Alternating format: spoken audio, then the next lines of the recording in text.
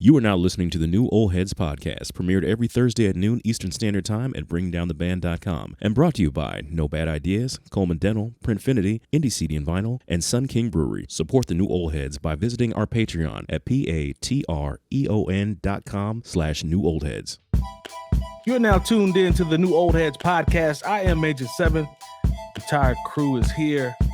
Starting off with my man Jay Moore, the voice of Indianapolis, aka Kansas City Mac. Rocking an expensive sweater on the day before his birthday. How are you, sir? This is I lucked into this. I'm not mad at you, though. I'm not mad at you. We're going to give you a happy early birthday, by the way. Thank you. Yes, sir. He says he's the oldest of the new old heads, but that means he has the most wisdom. So it's nothing wrong with that. It depends on what you ask me. I might be the one that might bring up the most foolishness, too. Could be. You right. I'm with you when you're right. Man, DJ Jay Diff is in the building. What's happening, man? Salutations. How's everything your way? Things good, man. For the most part, it's up then it's stuck. What that snow talking about? Hey, I ain't really trying to talk about the snow right now. It's April. I guess Prince says sometimes it snows in April, and he wasn't lying. He ain't lying, boy. But I'm, growing up in Indiana, nothing surprises me at this point. So it's just kind of like, just going to have to take the L. This is a Midwest thing. We ain't going to just blame this on Indiana because okay. The whole Midwest is getting this little bullshit jumping off right now. So yeah, it's snowing in St. Louis. If you in this little band of the country, you're getting it. Yeah. I'm gonna go ahead and I was gonna chalk it up to us, but y'all right. Like they gonna have to take the blame for that too. Yes, sir. Live from the Bringing Down the Band headquarters, my man Lonegevity. Are you? Yep. What? Am I what? Are you okay? Oh yeah, I'm okay. You cut out. Can you hear me now? We good? Yeah. I am doing quite all right. Thank you for asking. All right. You already know how we do. Good to see y'all, brothers, as always. As we continue to do what we do and get through this snow. I'm not weirded out. My mama called me and was like, well, it's snowing outside. I said, yeah, ma. I hope it don't. I don't know how long it's gonna last. So whatever. Let's see. Let's go ahead and get into the rundown here for this episode 234. And let's see. Well, I was gonna start out with Cormega, but obviously we'd have to talk about what Cormega is commenting on. So rest in peace to Black Rob, man. I think there were everybody. I'm not sure if everybody saw it, but I'm sure all of us did on the show. And shout out to the chat as well. We see y'all. Appreciate y'all as always. But some of those videos of Rob, they were floating around of him being sick, and I heard a couple of ex, bad boy employees or people that were still in tune with him saying that he didn't like dialysis and didn't like needles and things of that nature, and his health really, really started to deteriorate. And it's a legend. Like the thing about Black Rob is Lone and I will always be tied to him because we heard his album at the exact same time. We were in Orlando. Am I not mistaken? Is that right? Yeah. Yep. We were in Orlando and I copped Light Water for Chocolate. I believe he copped Black Rob's first album. Life Story. And I remember Life Story, yep. And we swapped out after we had on the bus ride back. I listened to the whole entire album and then we swapped. You know what I'm saying? And I remember, hearing Whoa and all those records on there, even the joint with what's the joint with the steel drums? I cannot call the name of that record. It's a girl, it's a woman's name. Y'all know what I'm talking about? Jennifer Lopez? Don't do that. What's the name of that album? Was fitting for that time, though. She's on that album, though. She's on the album, but come on now. Wait a minute. Y'all give me 1 second. I got to look that up because I don't want to disrespect my man. That song was fire on that album. He was a great storyteller. He had, he had a lot of really good storytelling. I Dare You. One of my favorite. Jasmine. That's the name of the record. With Carl Thomas. Jasmine. That record is cold. Spanish Black Fly was Rob, the one that had BR. Black Rob. Jennifer Lopez. Yep. Can I Live with the Locks? Looking at Us featuring CeeLo, Life Story. Like that whole album. I remember listening to this whole project and being like top to bottom. And this joint had like 21 joints on it. It wasn't but a handful of, maybe a small handful of records where I was like, okay, these are cool. But the majority of those records on that album was heat, top to bottom. You know what I'm saying? So, Rob will definitely be missed, man. Like, it's just sad that a lot of these guys that we, when we were younger, that we got a chance to see their entire careers and you can relate to. And, it's always dope when you can put a memory with an artist. That was one that'll always be tied to me between me and Lone. But just unfortunate, man, to see him pass and, especially coming off X and everything like that. So just rest in peace to him and prayers go up to his family. I'm not sure if he had shorties or not. I didn't look into all of that. Correct me if he did, but yeah, man, salute to Rob, man. He definitely will be missed. But Yeah. Gotta take that there's an article. Dialysis shit seriously though. Even What's up now? Folks gotta take that dialysis and kidney stuff seriously, because like even seeing videos of him was like, damn, you know what I'm saying? Couldn't have been that damn old. So just people need to just be more mindful of their health. Yeah, 100%. And, can't remember who it was that was saying that he openly did not like to take it, and wasn't, like I said, wasn't a fan of needles and all that, and I guess it just kind of caught up with him, man. So it's unfortunate because he's 51, if I'm not mistaken. Y'all correct me if I'm wrong, but that's not that old, man. That's not that old. But Cormega, Cormega made a post. Shout out to Cormega. He made a post. He was pretty much defending Diddy. We talked about Diddy last week. And I'm going to read just the first couple sentences of what he said. He said, "The truth is a ray of light. We are, when we are clouded with judgment. So let me shine some light on the speculation. Diddy did a Bad Boy reunion tour. Rob was included. Diddy looked out for him recently. Diddy is handling the funeral arrangements. If you can't match what he's done, you should not blame a man for someone's death. Rob was my guy. I proudly worked with him when he was no longer in the spotlight. I think it would be better served if people reserve their words for condolences to the family and the positive moments instead of vice of speculation that stops us unifying and growing as a culture." So I saw Mega come out. 𝗏𝗏 as well. He used to work with Rockefeller. He came out into to Diddy's defense, and I'm starting to see a lot more people come out, more than I thought. And again, we're just fans, so we don't work in the industry. We weren't around when things were happening, but I'm starting to see more people come to his defense. You know what I'm saying? And it's crazy because seeing that is the total opposite of what we discussed last week on our show. But That's Jay a Diff, I'll different come to you. topic though. Well, I mean, yeah, that's fair, but it's still different context. But what do you think about this, man? Because I think there's a lot of people that are starting to shed some positive light on him. After Rob passed and everything that's going on right now. Well, like I was saying, that's a different context. You can't put somebody else's life choices on another man. Right. It's their career. You know what I'm saying? Like whatever he did with Bad Boy and whatever contracts and whatever things he signed as far as that's concerned, no bearing on that man's health. And you can't blame somebody else for that. That's the same thing we were talking about with DMX. Right. And holding others accountable for his choices. You can't, that's not how life goes. As a man, you stand on your own 2 feet, you make your own decisions. Right. You can't have a support team, and I'm pretty sure both of them had support teams. Nobody can say that they didn't, or you got to show the proof. As far as Diddy is concerned with Black Rob, that never crossed my mind as far as that being his fault that he's laid up in the hospital bed, fighting for his life and praying for DMX at the same time. Right. It's just apples and oranges. Yeah, I saw, there were a handful of tweets that I saw. People are gonna tweet anything, especially in this era, where people were like, "Man, I wish he would have done this, or I wish he would have done that." Like, it's crazy that that's still happening, but it was kind of dope to see, like people like Mega, and people like that. I was surprised at a lot of people that were standing up for him. Jay Moore, jump in there, man. What'd you think about what Cormega said, or was that even necessary to say?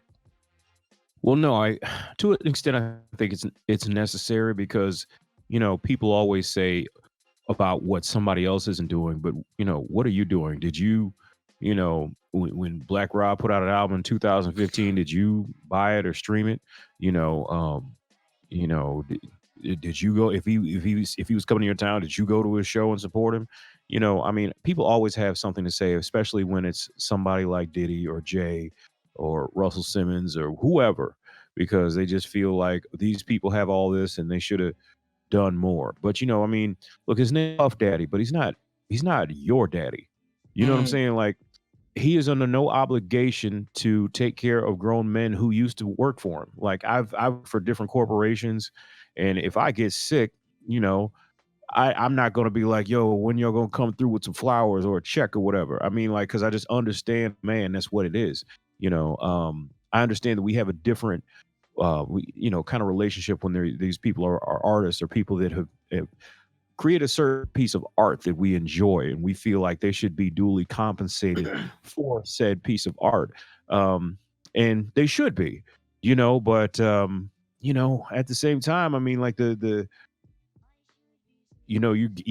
you're an artist and you want to be a rapper and you don't want to get a regular job, you got to get out here and make that art one way or another. Like, I've seen, certain artists who, even if it's on a lower scale, when they're not on a major label anymore, they still get out here and create something for the people who are their fans. I mean, the Locks had put out an album last year, 112 and Faith, they still make music from time to time. If you stop making music, even if I'm a fan of yours, I can't support you. And, there are rappers out here who've been honest about the fact they had to get real jobs. I remember rapper Big Pooh talked about, I was driving Uber, because that's what it is. The music industry does not love you, and so until you can figure it out on an artistic level and get some more art out there and maybe tour, do some shows, like, as a man, if you got family or kids, even if you don't have family or kids, you got to find a way to make it happen one way or another, but I guess, I said all that to say, like, I don't blame Diddy for any of this, but, it is a tragedy, only 51 and, me turning 44, to see X go at 50, it just impresses upon you. I know you don't, a lot of us, especially Black men, we don't like going to the doctor. We don't like taking pills. We don't like needles. But, if you want to be here for your family and your friends or whatever, you got to go ahead and do it. So I would just impress that upon anybody who's listening. Got you. I can respect it. Shout out to the chat, Long. Is there anything else that you have to add? Any 2 cents that you can add to anything that anybody else has said? Or it was interesting to see Cormega come out and see some defense for Diddy. I guess you don't really see a lot of that in general. Best from Cormega. I guess in general, I kind of agree with you guys. It's kind of along the same line of what we talked about before. Like, we can't blame Diddy for Rob's health, really, and we can't blame Diddy for what another man does. You know what I mean? I think the argument could be brought up, based upon, like, how all of his artists are doing today. It's just interesting that, like, none of his artists are relevant, and or, like, some of them haven't even heard of them in like 15 years. Is that just is that an anomaly? Is that just a thing of the era, or is there something else there? Again, it goes back to the argument that I would say is, the dealings of the late 90s, early 2000s, and kind of some of the predatory deals that artists were a part of, and, they signed them, and, if they fell off, they fell off, and then that was it. But I don't think you can blame Diddy for anything dealing with Black Rob's health and, and wanting him to particularly do more or anything like that. It's just a shame, I guess. 27 album was kind of banging. I ain't gonna front. Say it again now. Day 27 or day 26. Day 26. That album was actually pretty nice.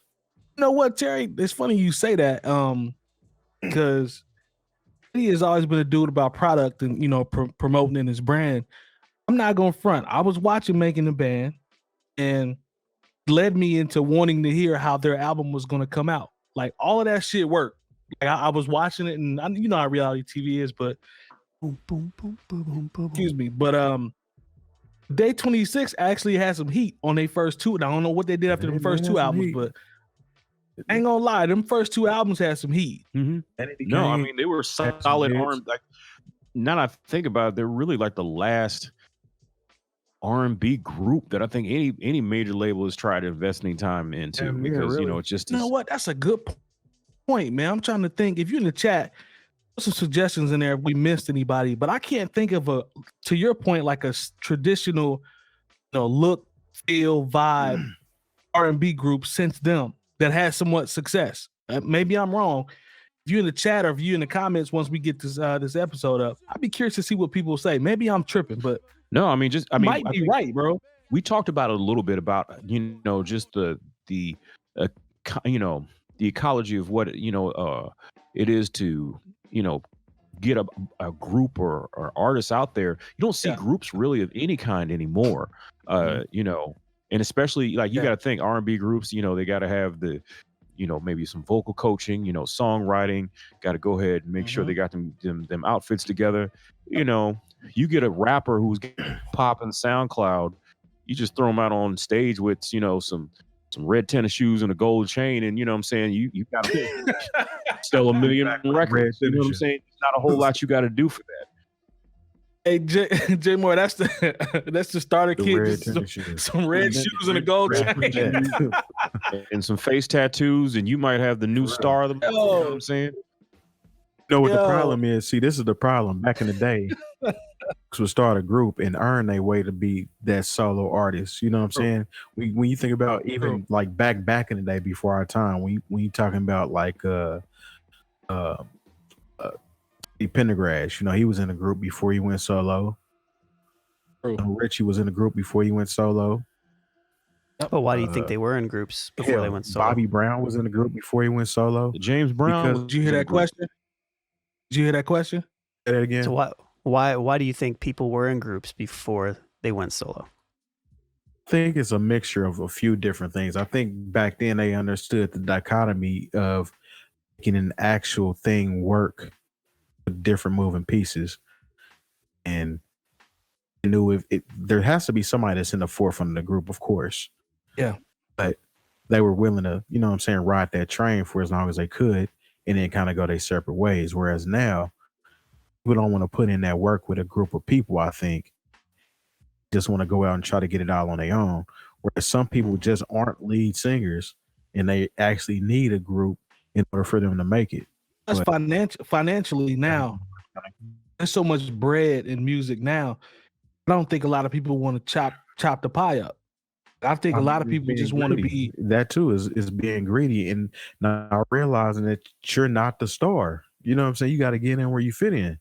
Yeah. We had that conversation when we were talking about TDE, and we were talking about who went first and you know all that type of stuff. Like now, I don't think today's era. I don't know if people truly understand the concept of playing their position. It's kind of like, yo, I got XYZ following me on YouTube. Give me some red shoes and a chain. God damn it, and put me out here. Got a red shoe. You know what I mean? I don't think artists could do that in those eras. I don't think you could just see a Michael Jackson, or you could just see these solo artists without their groups popping, because that's just kind of how everything was structured. Everything was structured to build up your team, and then you could branch out. White.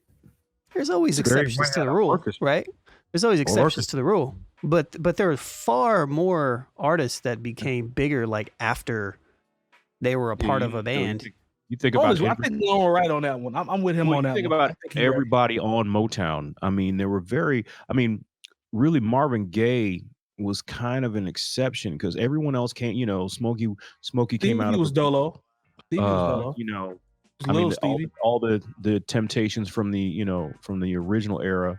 You know, they all wound up doing solo records. You know, Gladys Knight and the Pips, the Marvelettes. You know, the Isley Brothers. You know, the Gap Band. You know, and also it was a big thing back in day to have a band. You had to have. Right. You weren't guaranteed to have Instrumentality. someone who session musicians. You had to have people who Right. knew how to play instruments around you. At least have a bass player or a drummer, Right. and then you filled in the rest of the parts.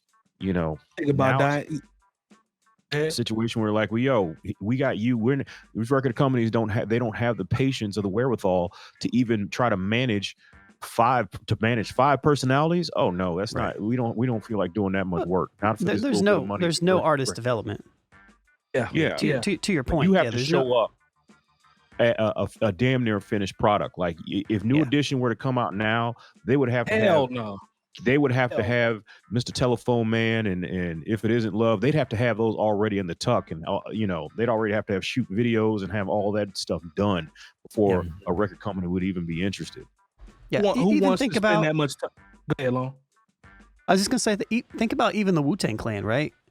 They had kind of individual success here and there in New York, right? But it wasn't until they kind of came together and formed as like one huge thing and kind of like attacked everything from one angle. I mean, from the independent side of things. Right. It's like I mean, they had. it was Go ahead. like, well, I'm just saying, like we do see that still these days. Like we see it with Odd Future. We saw it with the ASAP crew. We saw it with Griselda. Griselda. We've seen it with TDE a little bit. We've also seen it with Brockhampton. I'm curious to see what comes out of those young kids. It's kind of packaged a little differently with those groups though, because even like with Griselda, never came out with just Griselda from the beginning. It was always either Conway, Benny. or my guy's name, Right. I'd agree with Side that. Gun. Solo. Well, But yeah, then they would just have a feature. crew, but not It really was a Side Gun group. first. So Yeah. they would just be featured on each other's projects. So whereas back in the day, it actually would just start out as a group, Yeah. then venture on to something else. So I There was get your always, point though, as far as what you mean by things were structured back in the day were pretty much set to be groups were the popular thing. It was popular to have a whole group come out and then somebody to kind of emerge from the back Bands. to the forefront. Yeah, bands. Even with today, I mean, I don't think people even have the same passion to even want to learn how to play instruments to be a band. I'm saying collectively. I don't Right? even And think. that's not saying that musicians don't exist. It's just that saying that like there's not a neighborhood full of kids that all are learning how to play different instruments and come together and make a band. You know what I'm saying? I don't even Right. think there's a lane for. I don't even think there's a lane from a consumer standpoint for that anyway. Like I don't even think people's attention span and attention to, I don't want to say detail, but how people consume music now, like everything is so fast. Like I don't even know if people can be still long enough to listen to, a band. Like Silk Sonic just makes extremely dope music, and they have two huge artists that got together on some Voltron type shit. But I don't know if there's a lane from a consumer standpoint or 3 or 4 more of those. Like, what I think so. do y'all Yeah, I think? think it is. I think think it they're no, absolutely. You have it I in just other genres. yeah, exactly. That's what I was about to say. It's just the genre. If we're talking about specifically like rap with bands, then you don't see a lot of that. But R&B. but yeah, but like in general, I mean, there still are rock bands. You know what I mean? There still are like bands and Okay. stuff like that. I think the issue that people run into is just maybe it's the patience that you guys mentioned, but maybe it's also the fact that again, like you said, like it's so much easier to do everything yourself. Like back in the day, it was a lot more difficult to record an entire album True. where you played all of the instruments. Yeah. Nowadays you can do everything. So I think technology has changed it too. I think all of the things we're talking about, like maybe probably contribute to it, but I think theirs are just different. Yeah, like that's. I mean, everybody makes good. You all make valid points, man. It's like, every Motown documentary, they highlight them in the garage with all the musicians. Like that was a necessity for all of those groups. They had to rock out and jam for. If you didn't have them, you had to go find a player to replace one before we could cut this next record. You know what I'm saying? Like Otis point. had to come to grips that didn't nobody come to see him. Yo, you see how David Ruffin he played him at the 𝗀𝗲𝗄. If y'all watched the movie, you know, when he came out with the spotlight, it was like, I'm David Ruffin and these are the Temptations. Like that's already he already telling y'all it's about me. Like I'm out of here. Stuck me in on that scene right there, Jack. David Ruffin was the founder of the group. He had to realize his position in the group that he founded. I thought Otis founded the group. No, Otis. That's what I meant. Otis. That's what I meant. Yeah, but you know, Otis was like, "Nah, we had this other dude sing lead." Yeah. Yeah, and we're gonna get this cold dude named Melvin to sing bass, and then I'm gonna get this kid. I'm gonna get this guy 𝐀𝐿𝐄𝐃𝐒, he cold, and I'm just gonna lay in the cut and make sure the business right. You know? And you know what? He hard the shit out of that group. Facts. You know what? And Otis is still out here. He'll grab somebody and be like, "Hey man, you want to be in the Temptations? We going on tour," and they'll get out there and get it. Temptations still out here moving with Otis being the only surviving member. Facts. Teams, well-oiled teams in general. It doesn't matter what we're talking about. Yeah. Any genre, anything that happens, well-oiled teams will always be successful. When people know how to play their roles and know how to step out of the way and let certain people strive in certain situations, whether we're talking business or music or sports, you can't beat them. Can't beat that. You drop game right there because, the ability to fall back, that's a lost art, man. Everybody can't fall back or know when to lead or accept being able to fall back for a minute until your time comes. You know, J-Rock is the best example of that to me. He figured it out. He had to pull back real quick. Came back swinging. Yep. Yeah, and put out some dope shit too. Like he wasn't that ain't saying that weakest link. Yeah, ain't nobody saying that he was weak from the beginning, but realized his position. Yep. Everybody else eat, and then he came back into the fold, and that kind of put him on the Mount Rushmore of the year that his album came out. Now and he's straight now as a founder, and now he's straight. So that turned into a dope topic there, dope segment. Long, good looking out there on that alley-oop. I ain't see that one coming. It was dope. Assist. That's definitely was assist. Did you want to shout out the partners real quick, or are we? Sure. Am I still a little early? Want to do partners? We're a little short of half, but we can do it really quick. We'll do it real quick. We'd like to thank our partners for the New Old Heads podcast. No Bad Ideas Clothing Company, Coleman Dental, Printfinity, Indie CD and Vinyl, Sun King Brewery, and the hub for all things New Old Heads, bringingdowntheband.com. Remember, once you type Bringing Down the Band in the search bar on YouTube and the page populates, subscribe and hit the bell for notifications. And as always, we thank you for your support. Now back to the show. Yeah. Oh my goodness, man. Shout out to Dr. Otis Williams, you can be the Temptations too. Shout out to Dr. Otis Williams, man. He is a doctor, and he still be on Instagram telling fire-ass stories from the Temptations. So, if y'all want to be a Temptation, man, holla at Dr. Williams, man. You fuck around and are they accepting applications? be singing alto out here. Fuck around, shit. Fuck around, yeah. Put on one of them sequin suits, man, and be part of one of the greatest traditions ever. They're singing alto out here in these clubs. Out there singing "Treat Her Like a Lady" and picking up the whole song. But it's cool though.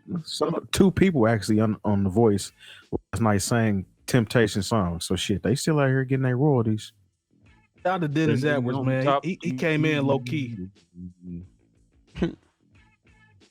Well, shout out to Sun King too. I got my product, so too. I'm showing mine. I got my product. Appreciate them. All right, so I got to get some more No Bad Ideas stuff. I'm gonna hit up Greg and see because we have to make some deliveries. No Bad Idea water. Oh, all right. That's what's up. Okay, we covered on product then. Cool. All right. All right. So we added a topic there I didn't see coming, which was extremely dope though. So I'm gonna throw it to you. Talk stats, or you want to talk raps? Well, we got 30 minutes, so it's whatever. A little time. All right, cool. So let's talk. I saw an article on, let's see, Reason. I think it's called Reason.com. And the headline says Donald Trump's presidency is over, MAGA rap is keeping his legacy alive.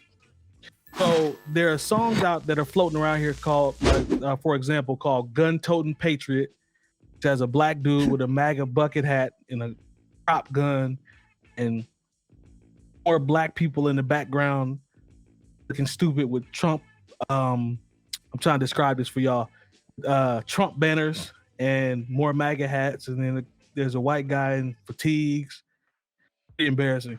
It's called "Gun-Toting Patriot," and there's another one called "We Outside."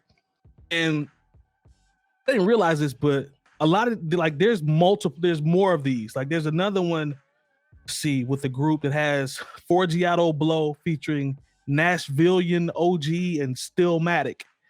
He's got white guys. One of them has red hair, who has a pretty cool beard, and there's a black guy in there as well. And they're pretty much, I'm trying to paint a picture for y'all.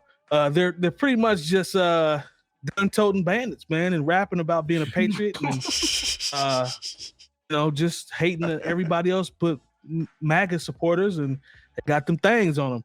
So I didn't realize that this was a lane. And this is what the article says. It says there are big SUVs, even bigger guns, a healthy contingent of video hoes, a red "Make America Great Again" bucket hat on the top of Gray's head, a lifelike mannequin of former President Donald Trump in military fatigues.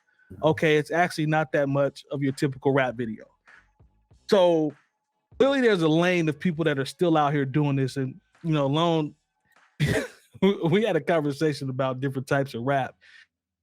First of all, I wasn't aware that this was that big of a deal, but apparently there are a lot of people out here that are still making joints like this and still on the Trump train.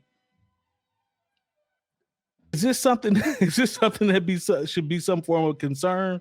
Or is this just straight corny and to go away? Because based off this article, they swear that they're keeping his legacy alive through this corny rap.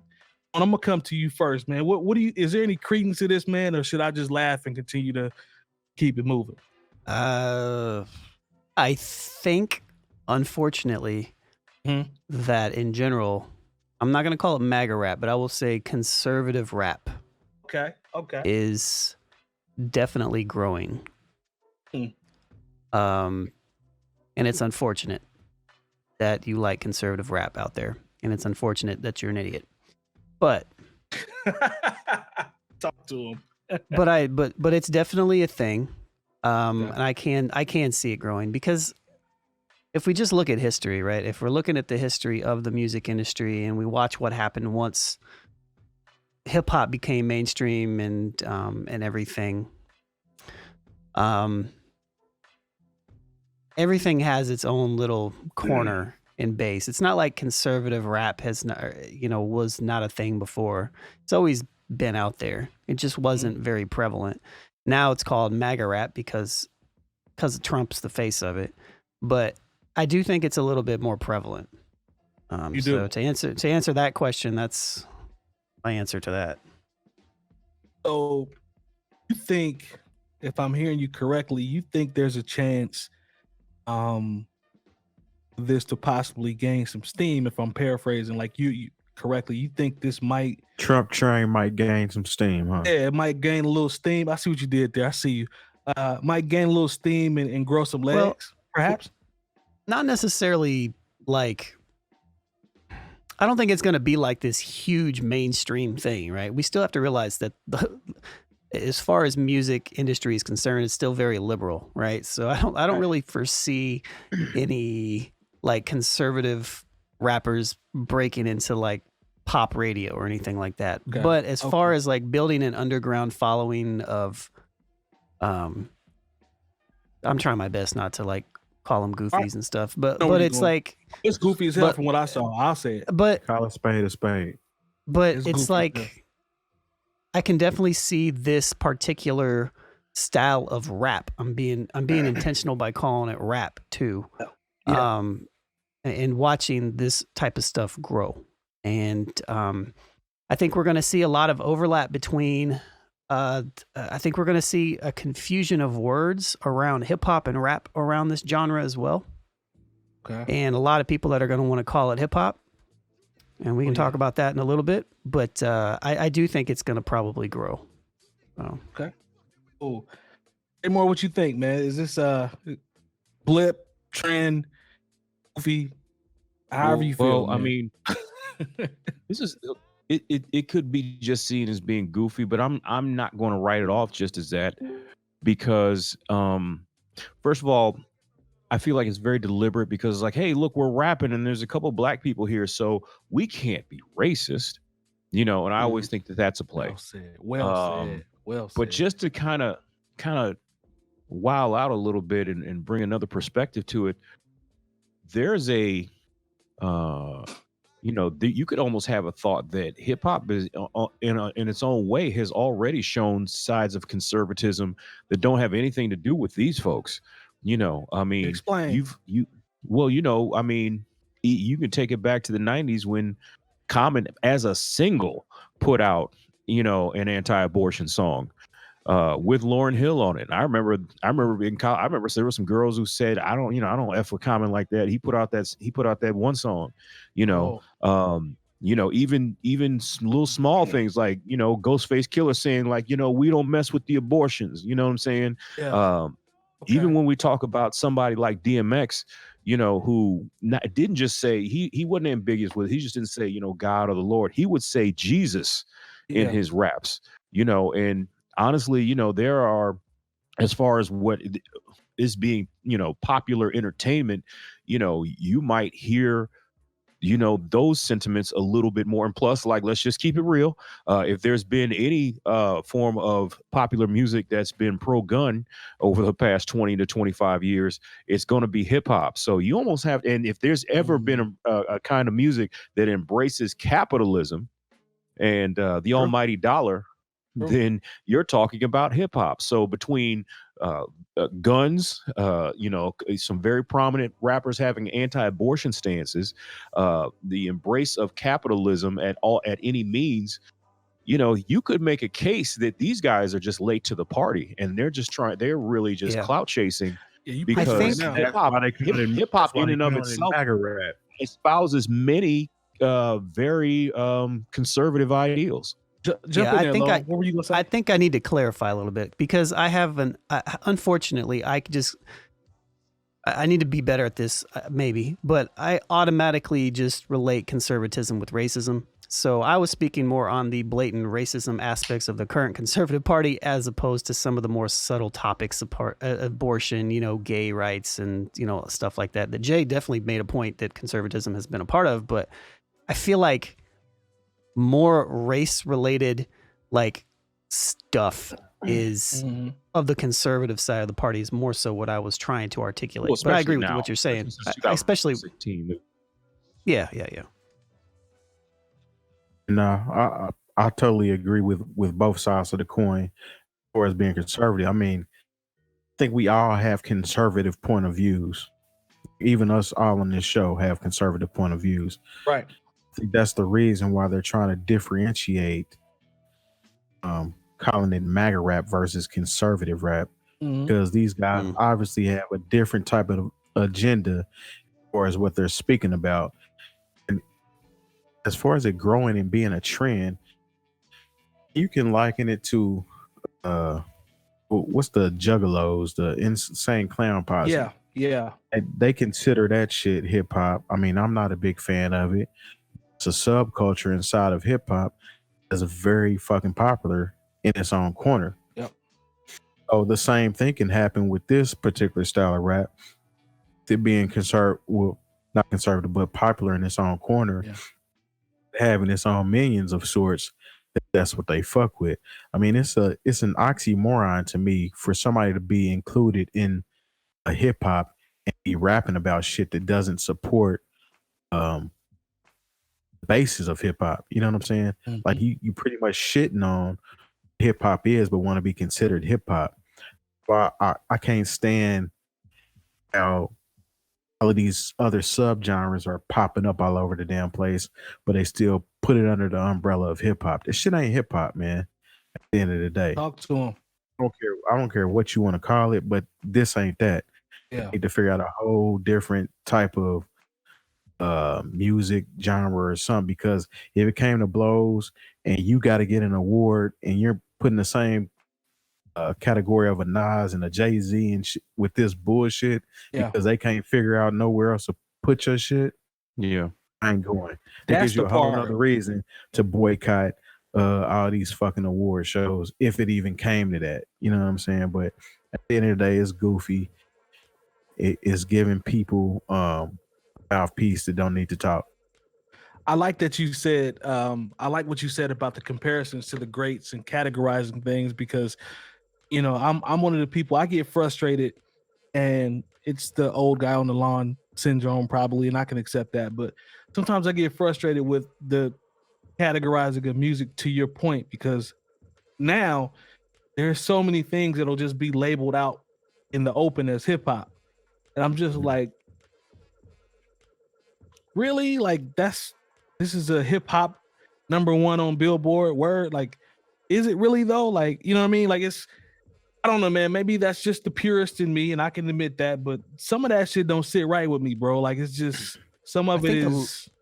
Go ahead, I think a lot of it is the equating rapping as hip hop, you know, as opposed to it just being a part of hip hop. You know, like one of the elements, and so it's the same thing. Another point that I just want to articulate a little bit better. I think it's the MAGA rap is like anti-social progress too. And so it's like really weird to like categorize MAGA rap as hip hop. Not that anybody necessarily is, but right. I feel like we're jumping out ahead of the game here a little bit because I feel like it's going to be a thing. But right. Well, yeah, because those same people, if they had to be around what I think all of you consider to be real hip hop, and they had to be around those crowds, they wouldn't want to be around those people, and they don't have anything in common with those people. You know, like for all the examples I gave, you know, these people still talk about, you know, wanting the best for the black community and an agenda of anti-racism, which is not what the quote unquote MAGA rap is about. You know, it's about maintaining systems that have created racism and maintain them. You know, even if they're saying it's not that, just because, you know, they got some big trucks and some girls dancing and all the accoutrement, if you will, of what is a hip hop video. You know, if you'll label yourself MAGA rap, then I know whatever it is you're talking about is anti whatever it is that I feel is going to make, you know, things better for, you know, everyone. You know, you're talking about, you're still in a space where you're trying to make things better for you. Got you. Right. Got you. Yeah. Good. Those are good points, man. Good points. Good angles to take as well. Like I put the bars, put the in the article in the culture feed. If you're in the community, might have to copy and paste that and put it in the chat so y'all can see my reference point to see, you know, example of some of these videos. We can't share them because, you know, we're trying to do what we're supposed to do. But it's a very interesting visual. I'll just say that there's a lot of things that you can point out, and, you know, some of the stuff might frustrate you depending on how you watch it. So I'll just leave it at that. Let's see. We probably got time for one more before we get out of here. Again, shout out to the chat as always. We appreciate y'all for doing what y'all do. I don't know who has said my update is a little behind, so I see Trey in there. Chat kind of quiet tonight. That's quiet. Are they kind of quiet? Okay. If you're in there, we appreciate you. If you're in there, if you lurking, it's cool. We know you still love us. It's all good. All right. So this last topic before we get out of here, Daymore brought this up last week, and he also brought up, you know, the concept a couple weeks ago. Well, actually around the time that Silk Sonic came out, and I saw a hip hop article on Hip Hop DX that says Drake's What Next just went platinum status in under 2 months. Jay Moore talked about comparing Drake's records that came out to Silk Sonic, who is still, if I'm not mistaken, still #1 on the charts today. You know, versus Drake's records starting to, you know, they started to tail off after that first week. It made me think, you know, with the effect of streaming, we just talked about how music has evolved when we were talking about Motown and, you know, how music is recorded and all that. when it comes to, seeing these platinum statuses and things of that nature for records that fall off, I fall off from the traditional standpoint, but in relation to what an actual hit record is, like, should we be impressed with some of these? Because to me, Silk Sonic is like an actual, like, that's a hit. Like, it's still there, it's still maintaining, it stood the test of time thus far. I mean, even though Drake went platinum with these with the joints that he dropped, I don't think they hitting the same as that Silk Sonic. Jay Moore, you were the first person I thought about when I saw that go platinum, because you mentioned, how streaming and the multiple avenues that you have to access music now has kind of changed, as the perception in your eyes of what these titles mean when somebody, gets a plaque or, somebody is awarded something. What do you think about that, man? Because Silk Sonic is still rolling, and say what you want, but Drake went plat. Well, yes, he did go platinum, and that's great, because as far as metrics are concerned, he did it. He did it again. Good job for Drake and those particular records. He'll get his plaque, but as someone who's still out and about and is in places where they still play Drake records, none of those, we play a little bit, but it's like, okay, what they didn't really have that impact on the culture. That's why they fell out of the top 100, the way they did. And I think, let's just be honest, we're on a podcast, and there are several other people who do music or hip hop podcasts. And so we can have these discussions. We all have to go through and who, even if we wouldn't ordinarily be interested, we have to. Drake is at that point now where even if you don't like him, he's going to come up in a discussion. So you got to go listen, just so you can have an opinion, even if you're just there to hate. And even if you're there just there to show love, but after I listened to it a couple times, I'm like, I'm done with those 3 songs pretty much forever. Like, I'm not going to go back to those records because they weren't hits in the way that we're playing them in the club, or people are going to react to them when you play them in public. That's Silk Sonic though. Silk Sonic is still like, Silk Sonic is a new club closer. When it's time to give people that feel them and send them home the right way, you throw in that Silk Sonic. You know what I'm saying? And so that's a real hit. I know Billboard has to update its the way it determines hits, because at one point they didn't even take streaming into account. They didn't take, now they take streaming, actual airplay, what you're doing on YouTube, all those things play into what it is that makes a hit. Just like all those songs that your boy, was it the Snitch? Let's not even say his name. When I say we know Snitch, you're talking about. You know who I'm talking about. Like he had these, he was able to debut in these high positions, but when it was once the controversy was over and people had listened to the song just so they could say they listened to the song and have an opinion about it, those songs were out of the Billboard Top 100. Technically, are those hits when you go and do your research and it says chart position peaked at number 2 or number 12 or wherever, it's going to look like, oh, that was a hit. But what was the actual impact on pop culture? What was the actual impact on culture overall? And it's really, 0 to none.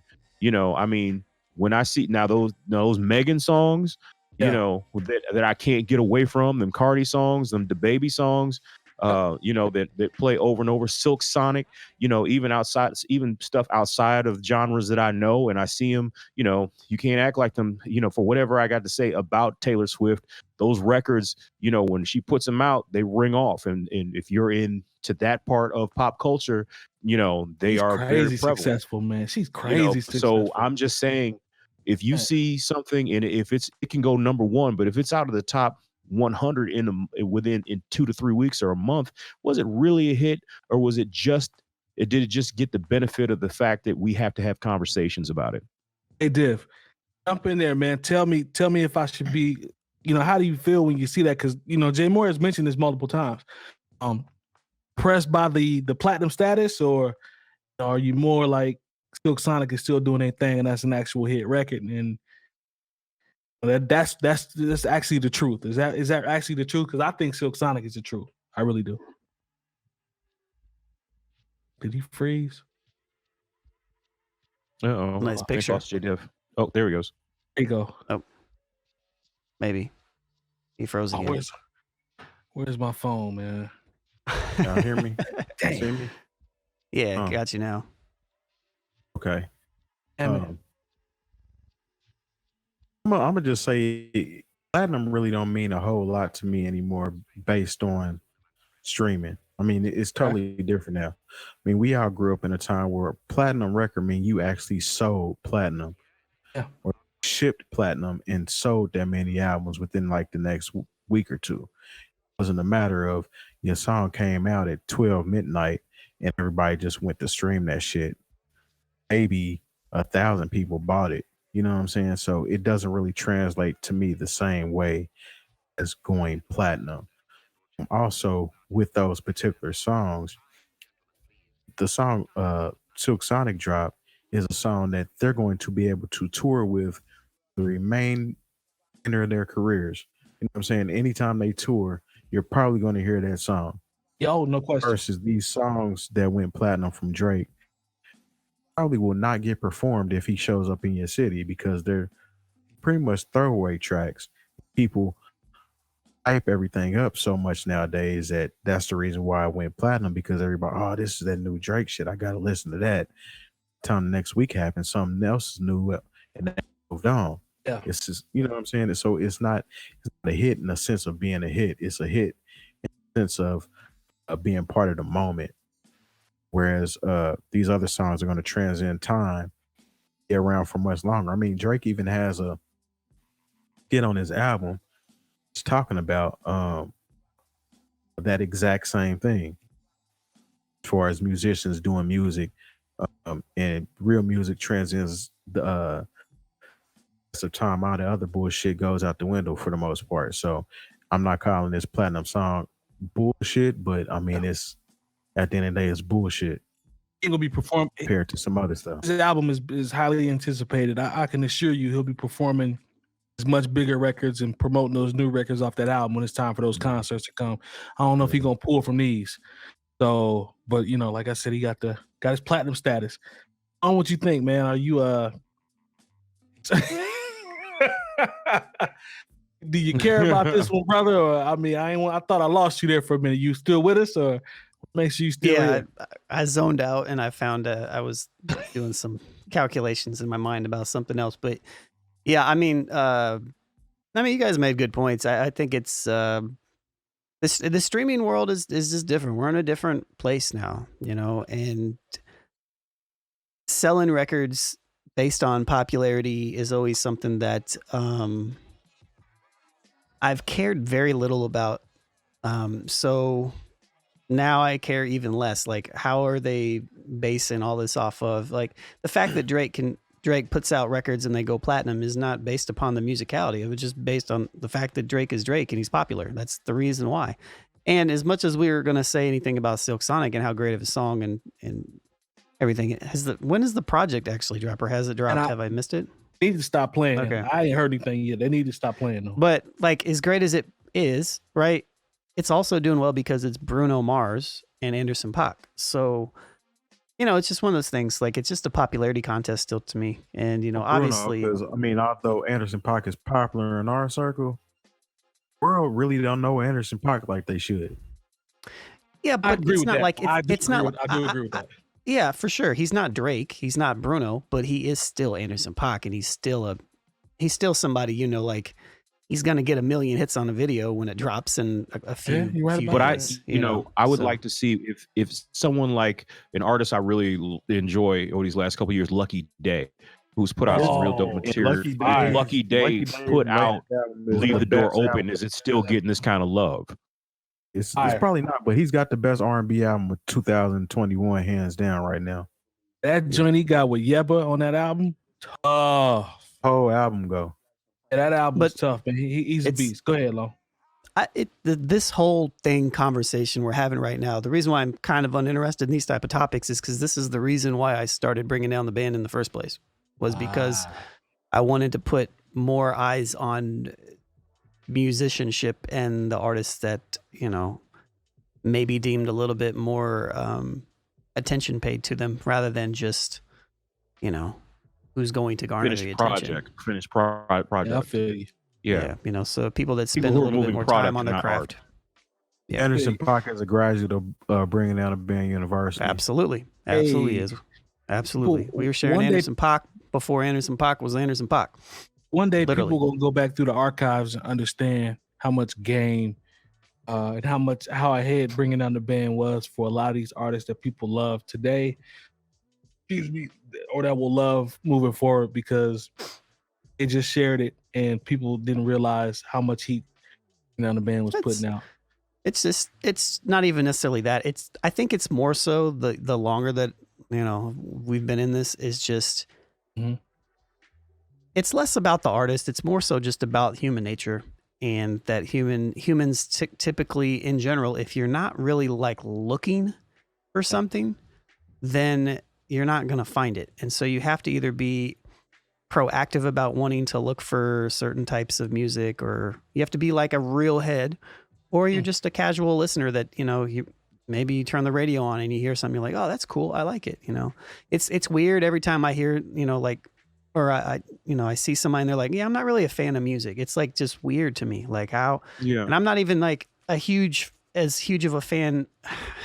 I say that, you know, as I make music and run a music site, right? But like throughout the years, like I don't listen to music as much as I used to, and I think a lot of it's because I'm in it. But it's still really weird to hear people be like, yeah, I just don't listen to music. Like I just like.